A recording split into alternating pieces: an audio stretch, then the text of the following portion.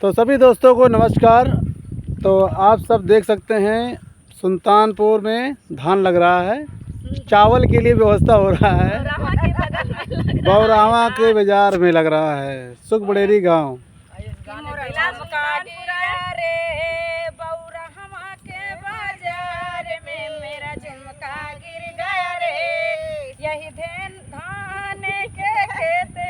तो भैया झुमका जिका जिका हियर खोए बौराहा बाजार में जो ना भैया सभी चला जाए भैया, एक झुमका पा जावा तो तनख्वाह पूरा महीना पार हो जो ना है। तो सुनाओ कजरी गीत बढ़िया प्यारा सा, चलो शुरू करो।